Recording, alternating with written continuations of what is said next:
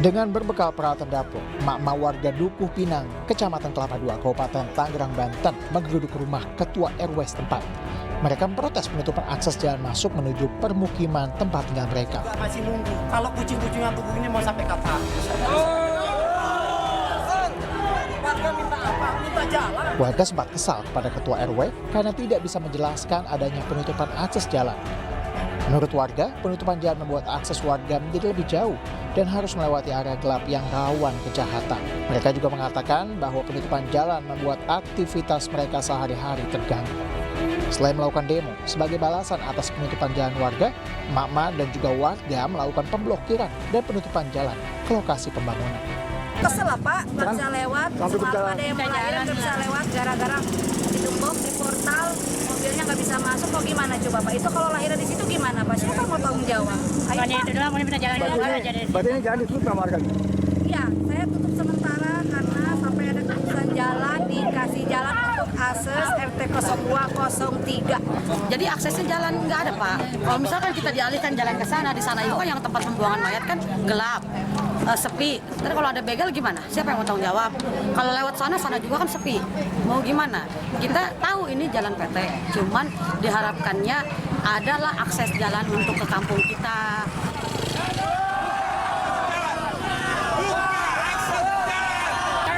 Warga pun berharap agar pihak proyek perumahan bisa membuka kembali akses jalan yang ditutup.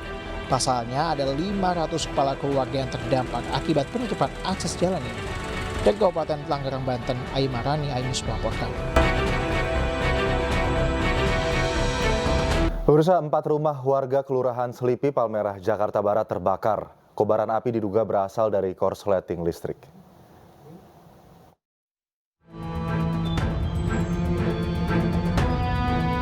Asap pekat dan kobaran api muncul dari permukiman warga yang terbakar di Tubun 2 Kelurahan Selipi, Kecamatan Palmerah, Jakarta Barat. Petugas suku dinas penanggulangan kebakaran dan penyelamatan Golkamart Jakarta Barat bersama warga berusaha melokalisir api agar tidak menjalar ke rumah warga lain.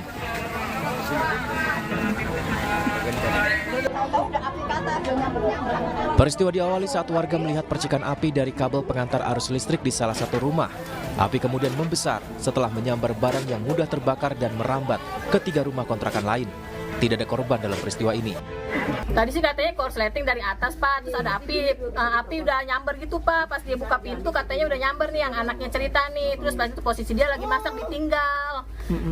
Udah gitu saya juga nggak tahu kebakaran besar begitu. Api berhasil dipadamkan setelah 16 armada pengangkut air dikerahkan ke lokasi. Dari Jakarta, Miftahul Gani, iNews melaporkan. Sementara itu, kebakaran hebat melanda Pasar Kutoarjo di Purworejo, Jawa Tengah. Api diduga berasal dari korsleting listrik di salah satu kios.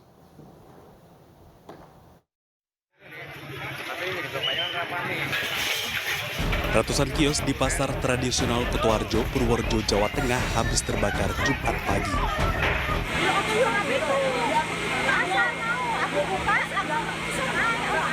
Ratusan pedagang panik menyelamatkan barang-barang yang masih bisa diselamatkan. Api diduga berasal dari korsleting listrik. Sejumlah pedagang berusaha menyelamatkan diri dari kobaran api yang ada di antara pedagang yang barang dagangannya sudah tidak bisa diselamatkan dan harus merelakan terbakar kobaran api. Titik api pertama kali diketahui berasal dari lantai 1 blok F5, kemudian menyebar ke kios-kios lainnya. Sebanyak 6 mobil pemadam kebakaran dikerahkan untuk membantu memadamkan kebakaran. Tim pemadam kebakaran dari Purworejo, Bakelang, Kulon Progo, dan Kebumen dibantu aparat kepolisian dan TNI berjibaku memadamkan kobaran api. Taunya itu waktu jadi jam 7-an itu ada suara sirine Mas. Jadi saya kira itu karnaval, tapi kok rame banget. Terus setelah buka pintu ngelihat api udah membesar Mas. Jadi ya terus ya tadinya nggak tahu mau ngapain, akhirnya terus ngelihat banyak yang bantu-bantu, terus ikut bantu juga, bantu nyingkirin barang-barang yang bisa diselamatin Mas. Tapi ya kalau kejadian jam berapa mungkin kurang tahu ya Mas ya. Tapi katanya ada yang bilang dari bawah gitu apinya. Tidak ada korban jiwa dalam insiden kebakaran ini, namun kerugian ditaksir mencapai ratusan juta rupiah. Dari Purworejo, Jawa Tengah, Joe Hartoyo, iNews melaporkan. Kita ke informasi lainnya, pencalonan Anies di Pilgub Jakarta berada di ujung tanduk. Partai Nasdem memastikan batal mengusung Anies Baswedan di Pilgub Jakarta. Sementara PKB dan PKS memberikan sinyal untuk menarik dukungannya.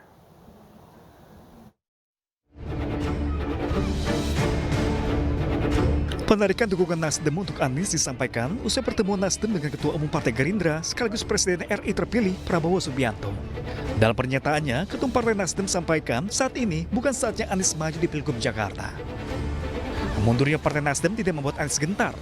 Namun juru bicara Anies meminta partai-partai yang ada menunjukkan konsistensinya. Keputusan ini tentunya sudah dipertimbangkan dengan baik. Kami hanya mengharapkan agar ketua parpol menunjukkan konsistensi dan keteladanan dalam berpolitik. Tidak hanya Nasdem, PKB pun belum memastikan dukungannya. Meski DPW PKB menyatakan dukungannya untuk Anies, namun PKB pusat belum memberikan keputusannya. Ya kita tunggu aja, Des Pilkada sedang bekerja. Nah kita akan sampai pada kesimpulan 1-2 hari ini.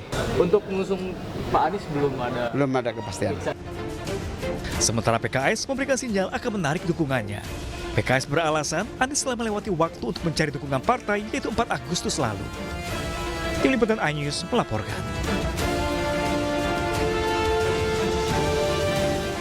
Sementara Partai Amanat Nasional membuka misteri siapa sosok berinisial S yang disebut menjadi pasangan RK.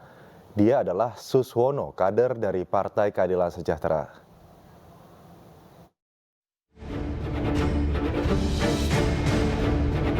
Sosok pendamping Ridwan Kamil dalam kontestasi Pilkada Jakarta mulai terungkap.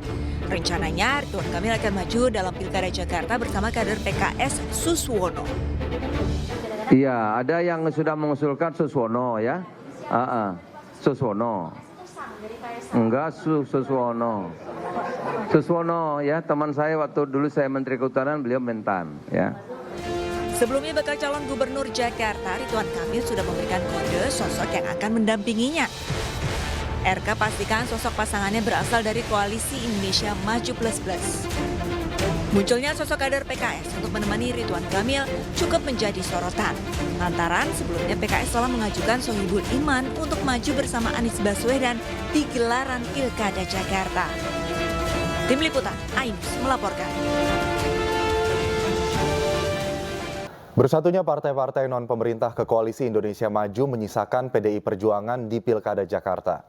Sejumlah rencana disiapkan PDIP, diantaranya mengajukan kader sendiri hingga merahkan Anies.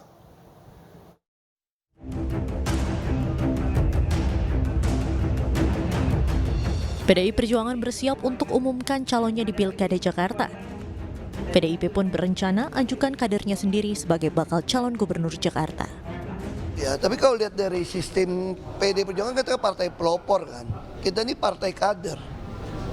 Selama ada kader yang terbaik, kita di deretan kader PDI Perjuangan ini banyak banget ini. Tadi sebut nama gitu banyak.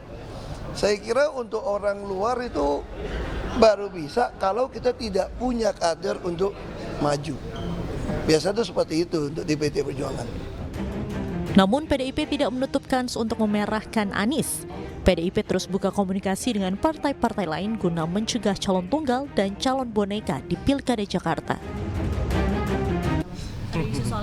Kita lihat, cermati, karena tadi kan saya katakan untuk Pilkada DKI, Jawa Barat, kemudian Jawa Timur, Sumatera Utara, bahkan di beberapa wilayah yang kaya dengan sumber daya alam, itu mencoba diatur-atur. Kalau bisa calonnya ini, jangan calon yang terkenal itu kan mencoba dipakai. Maka kami tetap membangun komunikasi dengan partai lain. Saat ini PDI Perjuangan masih belum menentukan calonnya di Pilkada Jakarta. Basuki Cahayapurnama menjadi calon terkuat PDIP di Jakarta. Namun PDIP tidak bisa mengusung calonnya sendiri karena kursi yang mereka miliki hanya 15 kursi. Sementara minimum kursi DPRD adalah 22 kursi. Tim Liputan iNews melaporkan. Sementara itu calon independen Dharma Pongrekun dan Kun Wardana lolos verifikasi faktual untuk maju dalam Pilgub Jakarta 2024. Keduanya membantah maju sebagai calon boneka dalam gelaran Pilkada Jakarta.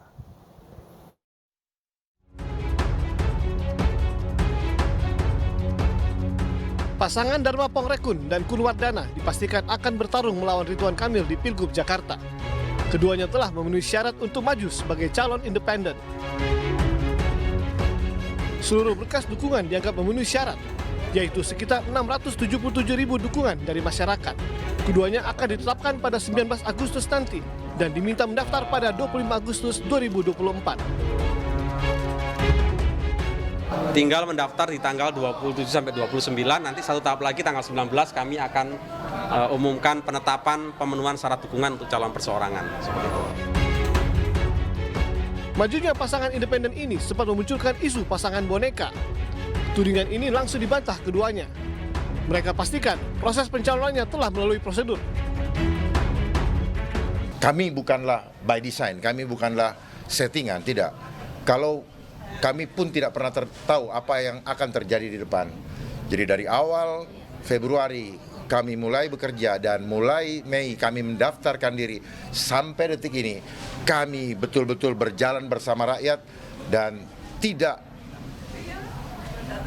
ada siapapun di belakang kami. Dengan lolosnya kedua calon ini, dipastikan Pilkada Jakarta tidak hanya satu calon. Skenario kotak kosong pun kemungkinan besar tidak akan terjadi. Dari Jakarta, Rian Rahman, Jaka Samsa, iNews melaporkan. Ya, lantas siapakah calon gubernur DKI Jakarta dari jalur independen Dharma Pongrekun dan bagaimana latar belakangnya? Mari kita bahas profilnya berikut ini. Komjen Pol Purnawirawan Dharma Pongrekun lahir pada 12 Januari 1966 di Palu, Sulawesi Tengah.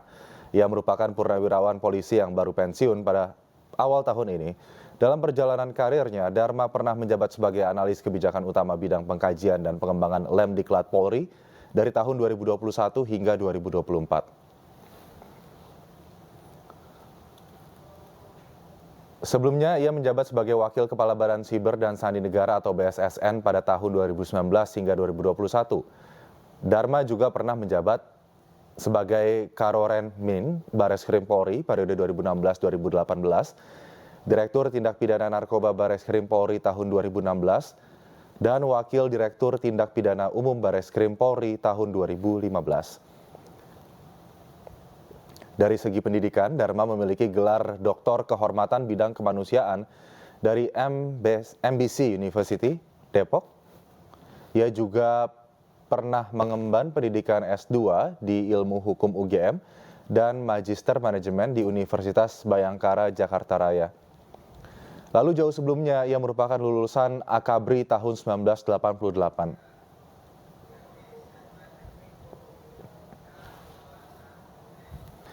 Lolosnya bakal calon independen Pilkada Jakarta Dharma Pongrekun dan Kun Wardana diwarnai isu pencatutan dukungan. Ramai di media sosial, sejumlah warga Jakarta mengungkap KTP-nya dicatut, tak terkecuali keluarga Anies Baswedan. Dalam akun media sosial X miliknya, Anies Baswedan mengungkap KTP dua anaknya, Mikhail Azizi Baswedan dan Kaisar Hakam Baswedan, dicatut sebagai salah satu pendukung bakal calon perseorangan Dharma Pongrekun dan Kun Wardana. Tak hanya dua anaknya, adik dan juga sebagian tim Anies ikut dicatut. Meski demikian, Anies mengaku KTP-nya aman dari pencatutan.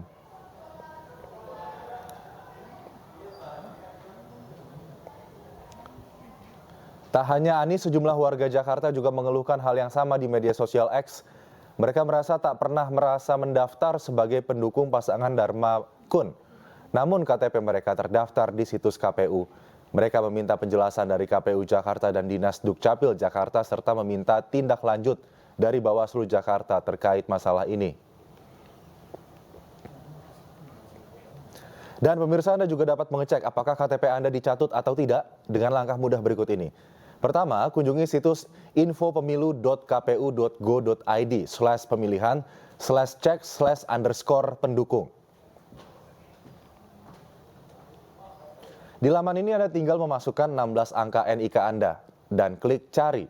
Jika KTP Anda tidak dicatut, akan muncul keterangan NIK tidak terdaftar pada dukungan bakal calon perseorangan kepala daerah.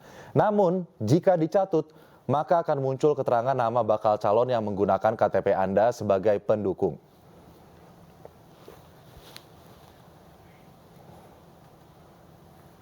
Pemirsa, fenomena kota kosong dalam pilkada menuai sorotan banyak pihak. Dalam sidang MPR tahun ini, sejumlah pantun dilontarkan Ketua Umum MPR RI Bambang Susatyo. Salah satunya tentang kota kosong di gelaran pilkada 2024. Kupu terbang kumbang bersama kumbang, hinggap di dahan pohon beringin yang rindang. Para calon menteri tak perlu bimbang, berbaik-baiklah ke presiden sekarang dan yang akan datang. Burung merpati terbang di atas sawah, purnama datang dari negeri sebelah. Koalisi calon kepala daerah masih bisa berubah. Kota kosong jangan sampai. Anda masih di iNews Prime dan masih bersama saya Aldi Hawari. Pemirsa, Presiden Jokowi sampaikan pidato kenegaraan terakhir jelang masa jabatannya. Dalam sidang tahunan, Presiden Jokowi juga menyampaikan laporan kinerja lembaga-lembaga kenegaraan. Selama 10 tahun ini kita telah mampu membangun sebuah fondasi dan peradaban baru dengan pembangunan yang Indonesia sentris. Membangun dari pinggiran, membangun dari desa, membangun dari daerah terluar, sehingga sampai saat ini kita telah membangun 366.000 kilometer jalan desa. 1,9 juta meter jembatan desa, 2.700 kilometer jalan tol baru, 6.000 kilometer jalan nasional, 50 pelabuhan dan bandara baru, serta 43 bendungan baru dan 1,1 juta hektar jaringan irigasi baru. Indonesia merupakan satu dari sedikit negara yang mampu pulih lebih cepat bahkan terus bertumbuh.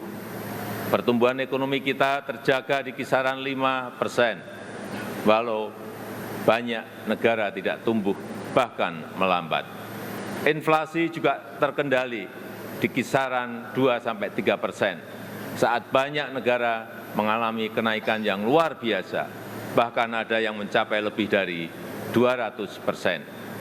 Angka kemiskinan ekstrem mampu kita turunkan dari sebelumnya 6,1% menjadi 0,8% di tahun 2024. Angka stunting juga mampu kita kurangi dari sebelumnya 37% menjadi 21,5% di tahun 2023.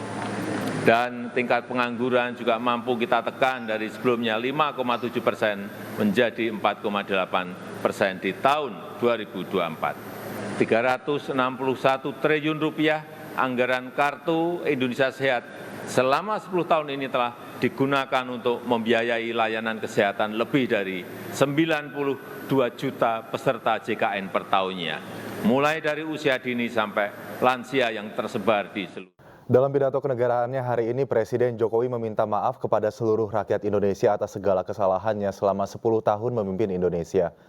Presiden juga mendoakan pemerintahan Presiden RI terpilih Prabowo Subianto berjalan dengan baik.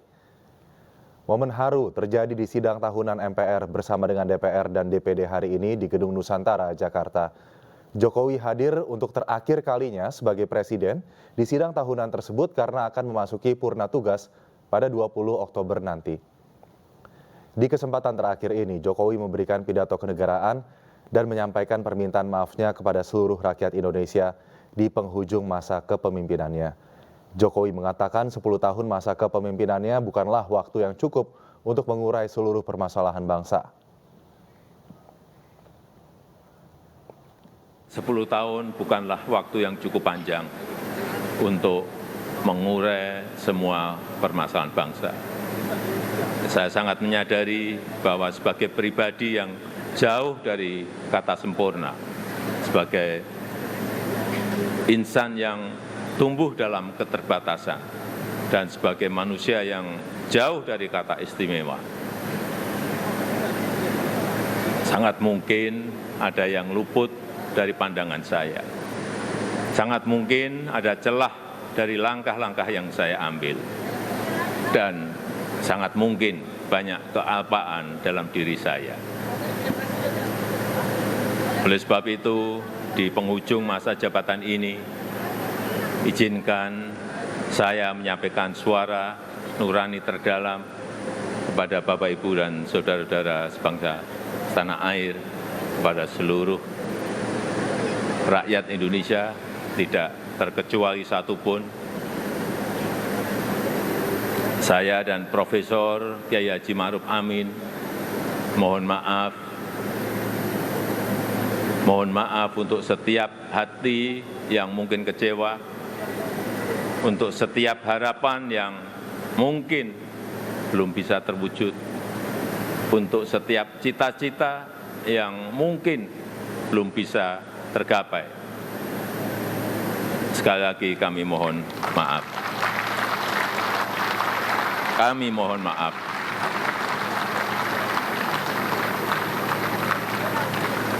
Ini adalah yang terbaik yang bisa kami upayakan bagi rakyat Indonesia, bagi bangsa dan negara Indonesia. Pemirsa, sejumlah anggota DPR RI fraksi PDI Perjuangan merespon permintaan maaf dalam pidato Presiden Joko Widodo, salah satunya Ketua Komisi 3 DPR RI fraksi PDIP, Bambang Wuryanto, yang menyebut permohonan maaf Presiden Jokowi lebih ke sekedar basa-basi.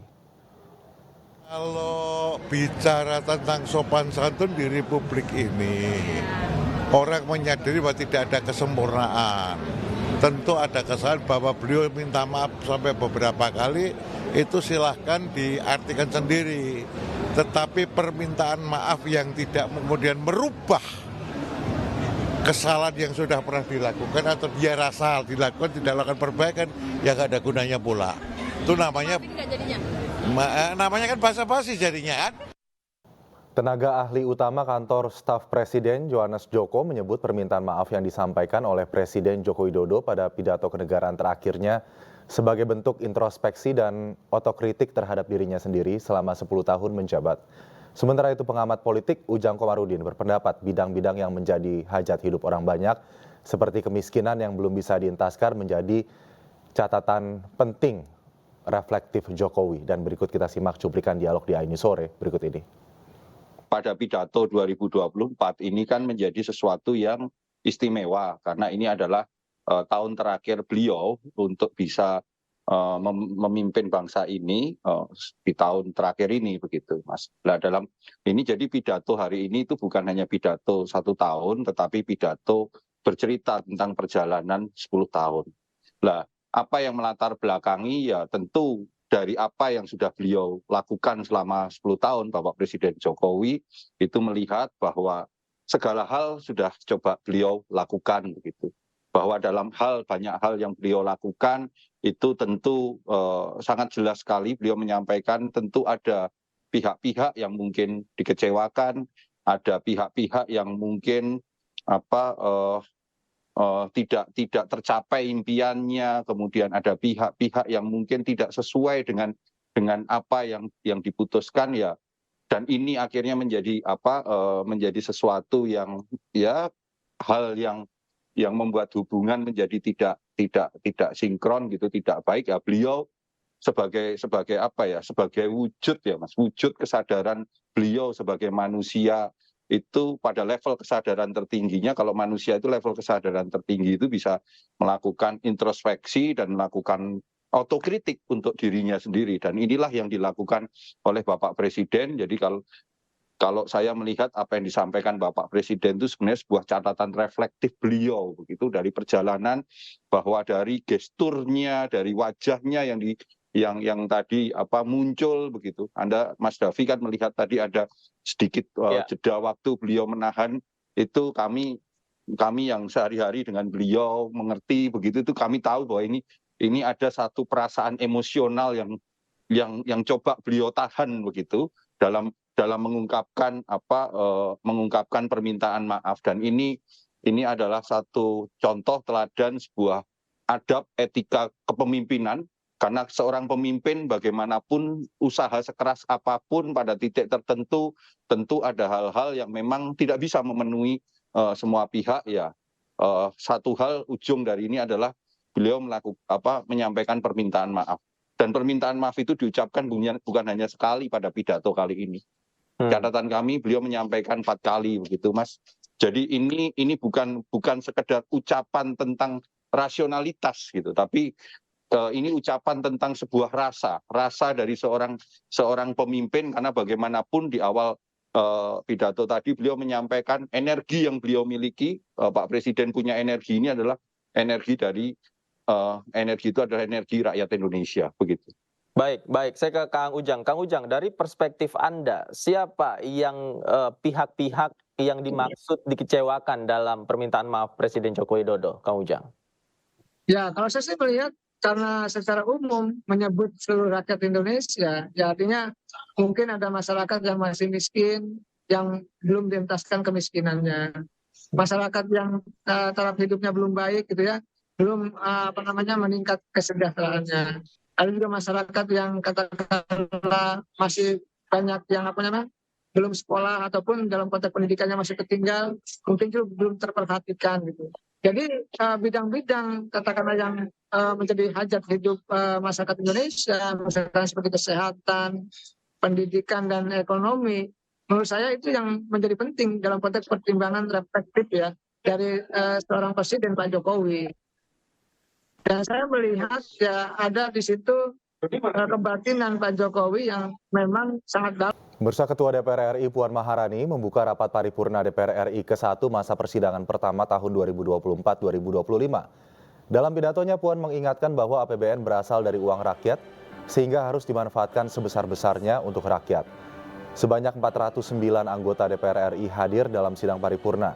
Ketua DPR RI Puan Maharani membuka sidang. Dalam pidatonya Puan menyinggung kondisi APBN di ujung pemerintahan Presiden Jokowi yang menurun cukup dalam, namun Puan tetap memberi apresiasi karena Indonesia masih bisa mempertahankan angka pertumbuhan ekonomi di 5%. Selain itu, Puan mengingatkan APBN berasal dari uang rakyat sehingga harus dimanfaatkan sebanyak-banyaknya untuk kepentingan rakyat. Pembangunan jangka panjang nasional tahun 2005-2025, yaitu Presiden yang sedang memerintah pada tahun terakhir pemerintahannya diwajibkan menyusun rencana kerja pemerintah untuk tahun pertama periode pemerintahan presiden berikutnya. Presiden terpilih periode berikutnya tetap mempunyai ruang gerak yang luas untuk menyempurnakan rencana kerja pemerintah dan APBN pada tahun pertama pemerintahannya melalui mekanisme perubahan APBN atau APBNP. Tahun 2025 merupakan tahun pertama dari pemerintahan baru, sehingga pemerintahan baru tersebut memiliki program-program yang sudah harus dijalankan sejak tahun pertamanya.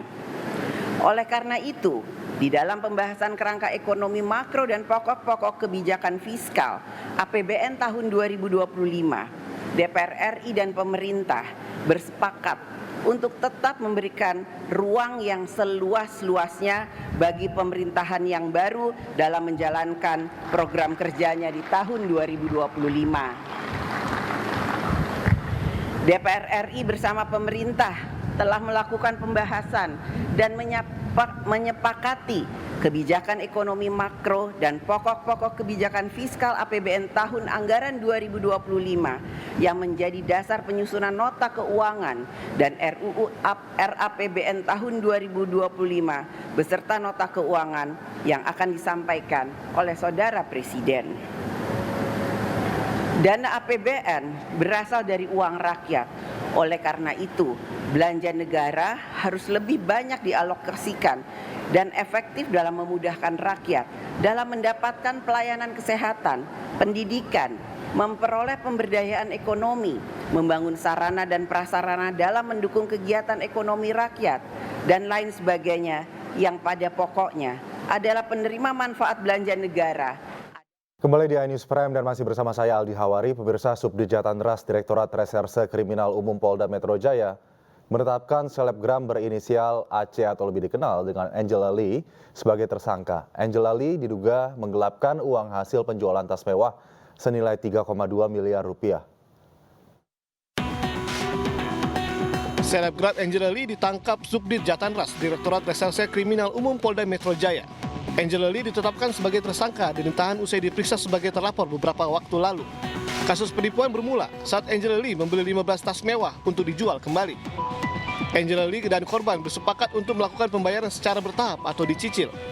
Namun setelah 15 tas laku dijual, Angela Lee hanya melakukan 1 kali pembayaran, sedangkan sisa uang hasil penjualan tak kunjung dibayar, sehingga korban merugi hingga 3,2 miliar rupiah.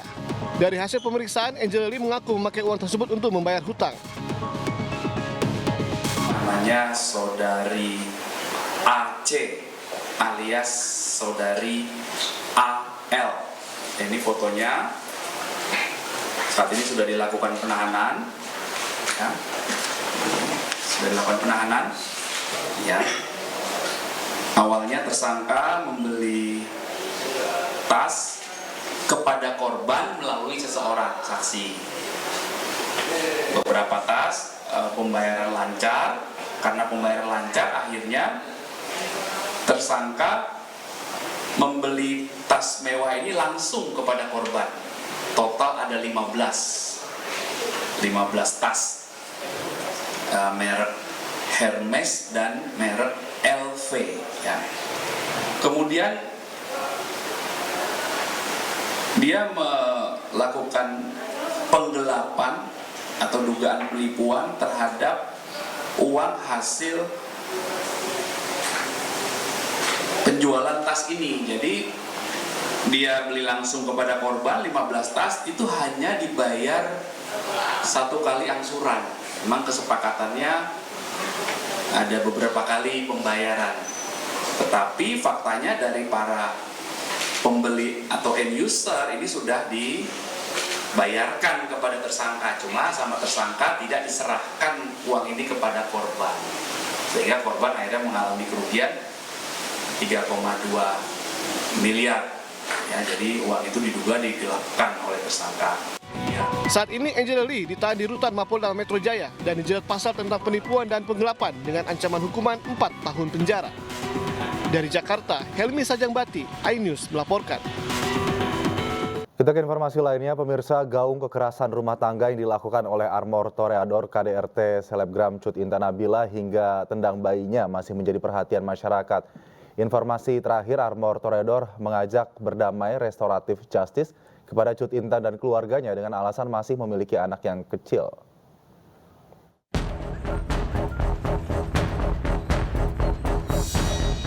Usai ditetapkan sebagai tersangka kasus kekerasan dalam rumah tangga KDRT, suami dari selebgram Cut Intan Nabila, Armor Toreador, mengajukan permohonan damai. Armor beralasan jika dirinya merasa kasihan pada anak-anaknya yang masih kecil-kecil, termasuk bayi yang baru lahir 1 bulan lalu. Melalui kuasa hukum Armor, Irwan Syah mengakui kliennya meminta damai melalui upaya restoratif justice ke Polres Bogor. Armor mengakui kesalahannya dan menyesali perbuatannya pada istrinya, Cut Intan Nabila. Intinya itu sebenarnya keluarga sangat terpukul dengan ini, termasuk Armor sangat terpukul. Tidak tahu mau se-booming ini ya. Pada intinya keluarga tadi menyampaikan saya permohonan maaf pada netizen yang sudah di se-booming inilah. Permohonan maaf dan ucapan terima kasih juga kepada netizen atas perhatian dan kasih. Sebelumnya viral di media sosial, seorang selebgram yang juga mantan atlet anggar, Cut Intan Nabila, mendapatkan perlakuan kasar. Dalam video berdurasi kurang dari 1 menit terlihat Intan dipukuli sang suami bertubi-tubi. Kejadian ini terjadi dipicu saat suami Intan sedang menonton video porno. Akibat kejadian ini, Intan harus dilarikan ke rumah sakit setelah viral tak kurang dari 24 jam. Satreskrim Polres Bogor beserta unit perlindungan anak dan perempuan PPA Polres Bogor berhasil menangkap pelaku yang juga suami Intan dalam sebuah kamar hotel yang berada di Jakarta Selatan sebelum Armor niat kabur ke wilayah Jawa Timur. Akibat perbuatan ini, suami Intan dijerat pasal berlapis dengan ancaman kurungan maksimal 19 tahun penjara.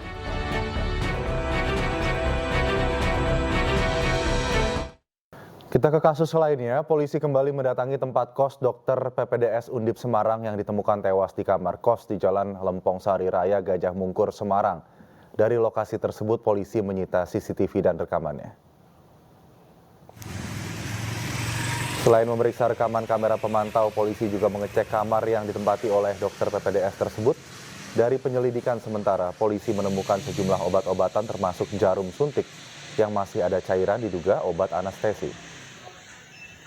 Lebih lanjut, polisi menjelaskan dari hasil visum diperoleh keterangan korban meninggal akibat mati lemas. Namun polisi tidak melakukan otopsi karena permintaan keluarga dan tidak ada tanda kekerasan dari tubuh korban. Polisi juga mengaku berkoordinasi dengan pihak Undip dalam penyelidikan kematian dokter muda ini. Begini, untuk menentukan penyebab kematian sebenarnya itu harus dilakukan melalui otopsi.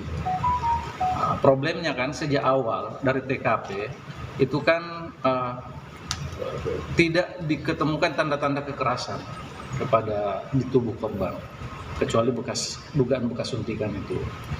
Kemudian karena tidak diketemukan bekas kekerasan oleh keluarga, kemudian bermohon untuk tidak dilakukan otopsi, gitu. Tetapi walaupun tidak dilakukan otopsi, sudah dimintakan visum. Dengan kesimpulan visum dari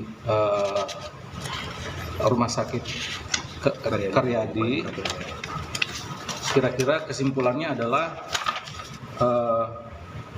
berdasarkan temuan yang didapatkan dari pemeriksaan atas jenazah, disimpulkan jenazah adalah seorang perempuan kurang lebih berumur sekian 25 tahun, status gizi normal. Pada pemeriksaan terdapat luka akibat alat medis pada punggung lengan kiri. Didapatkan tanda mati lemas. Sebab kematian tidak dapat ditentukan dari pemeriksaan luar. Ya, sementara itu kuasa hukum mahasiswa PPDS menyangkal penyebab kematian korban yang saat ini menjadi perbincangan. Pihak keluarga menyebut dokter muda tersebut meninggal karena sakit. Terkait hal yang viral katanya korban itu meninggal karena bunuh diri, itu kami sangkal. Nah, itu tidak benar. Almarhum meninggal dunia karena sakit, ya kan? Karena mungkin pas lagi kelelahan keadaan darurat, dia menghentikan mungkin anestesinya itu kelebihan dosis ataupun seperti apa. Intinya dari pihak keluarga menampik berita terkait bahwa korban almarhumah itu meninggal dunia karena bunuh diri. Kami sebagai dari kuasa hukum dari keluarga itu menolak berita tersebut. Kalau almarhumah mungkin memiliki penyakit apa Pak, riwayat penyakit apa? Ada penyakit. Pernah jadi berapa waktu sebelum beliau meninggal dunia itu dia pernah dioperasi kurang lebih berapa kali Pak sih? 2 kali melakukan operasi karena ada syarat yang harus diperiksa. Sudah berapa tahun itu mengalami sakit samping Pak? Udah lama ya? Sebelumnya, pemirsa, seorang mahasiswi PPDS Undip Semarang, Jawa Tengah ditemukan tewas di kamar kosnya. Saat olah TKP, polisi menemukan sejumlah obat-obatan dan tulisan keluhan korban.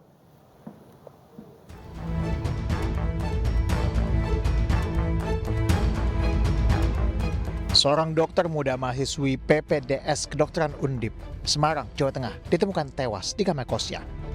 Saat olah TKP, polisi menemukan sejumlah obat-obatan dan buku harian korban yang berisi keluhan karena mendapatkan tekanan dari para seniornya.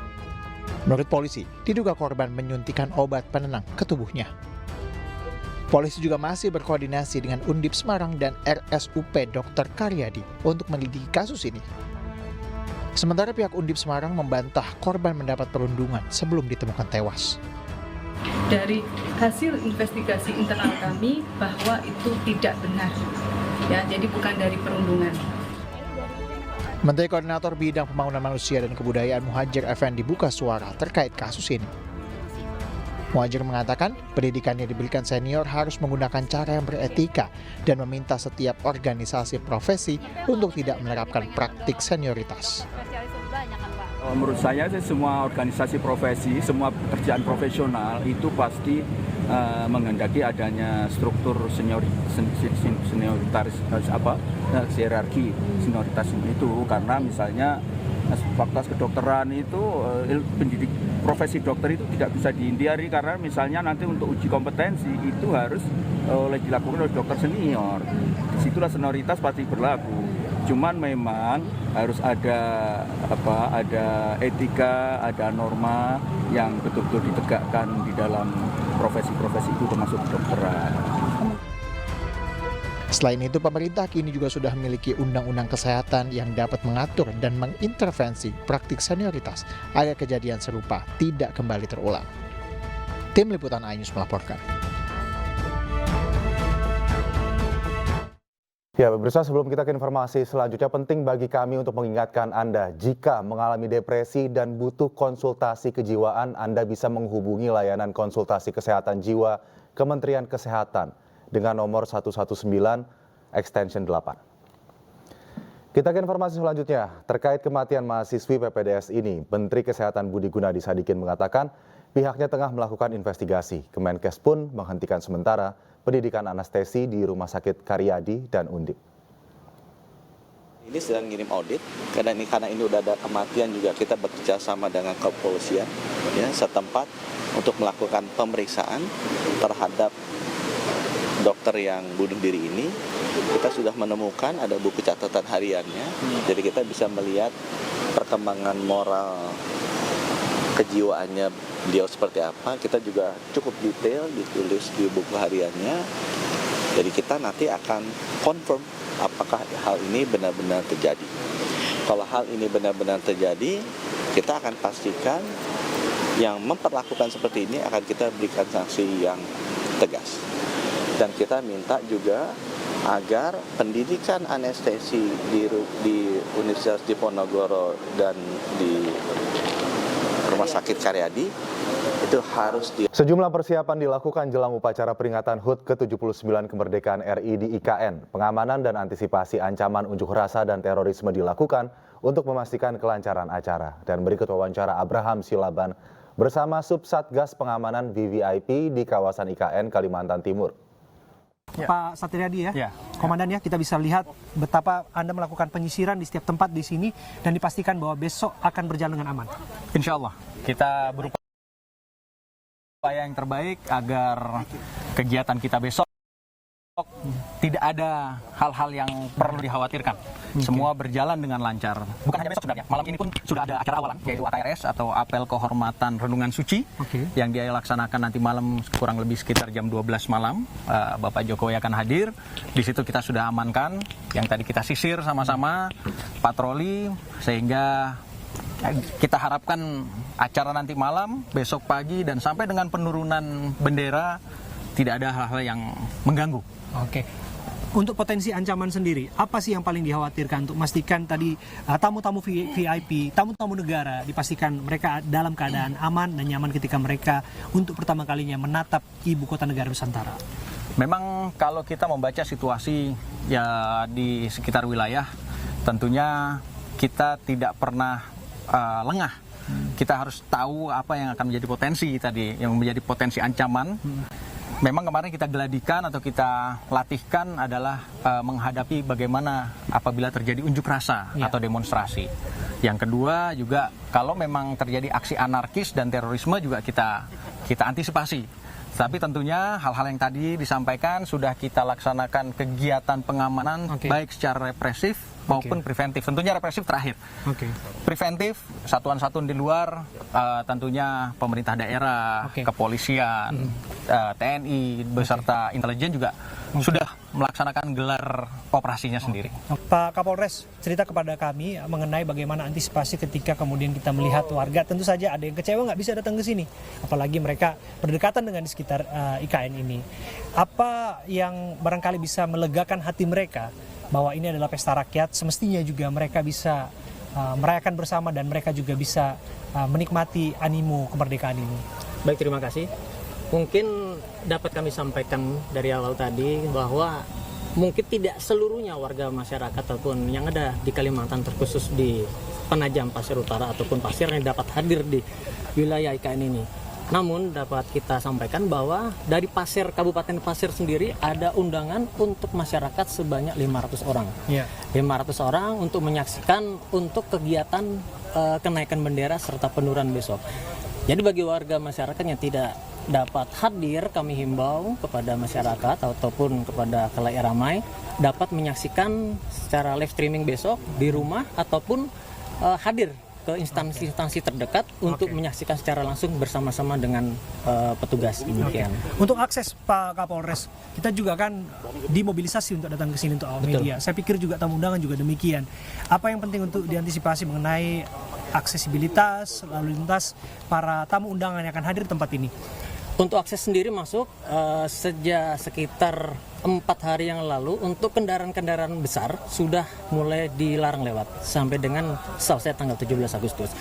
Untuk kendaraan dapat kita sampaikan akses masuk kita menggunakan satu akses untuk mempermudah bagaimana kendaraan tersebut masuk ke dalam sini. Untuk parkirnya sendiri pun sudah kita berkoordinasikan dengan dan Satgasnya untuk parkir di luar daripada ring 2. Untuk mempermudah akses apabila nanti kegiatan sudah selesai ataupun kegiatan akan dimulai. Memperingati kemerdekaan Republik Indonesia, puluhan siswa di Banjarnegara, Jawa Tengah kibarkan bendera raksasa merah putih di atas tebing kawasan wisata Tampomas. Selain simbol nasionalisme, aksi ini juga menyoroti kepedulian terhadap wisata Waduk Tampomas.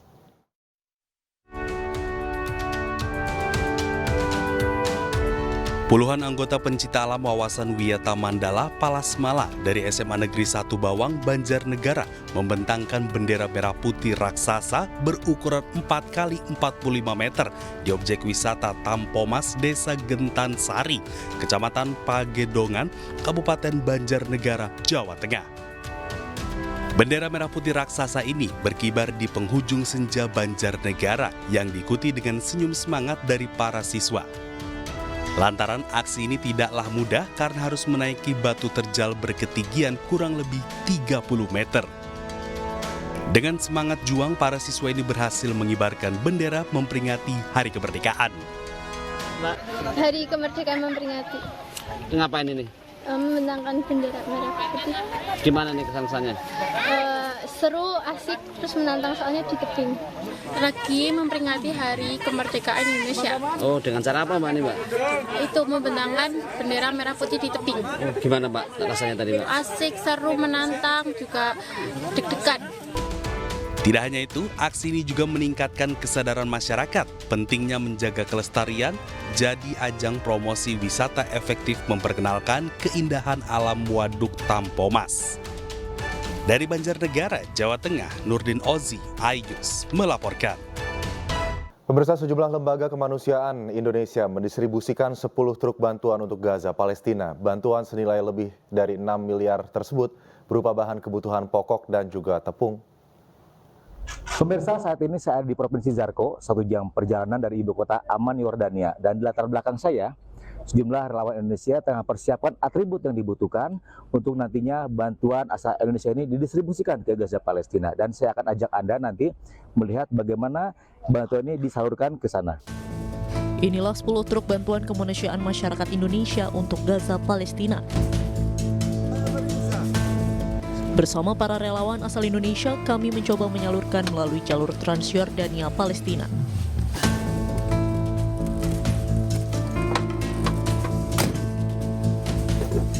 Demi keselamatan dan memastikan bantuan terdistribusi sampai ke Gaza, kami harus berkoordinasi dengan JHCO atau Lembaga Zakat Pemerintah Yordania.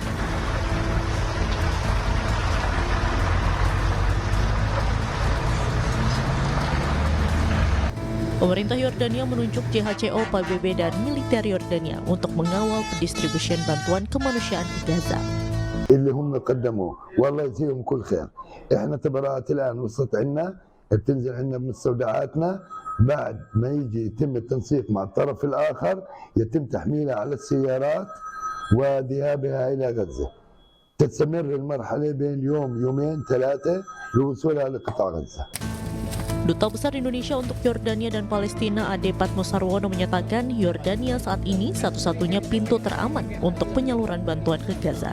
Bantuan kemanusiaan bisa memasuki satu perbatasan yang ada di bagian timur dari Gaza dan dari ukuran jaraknya juga lebih dekat, dan itu dikoordinir oleh Jordan Hashemite Charity Organization dan juga dikawal oleh militer Jordania. Jadi Jordania Corridor ini sekarang adalah satu-satunya opsi untuk bantuan kemanusiaan di Gaza.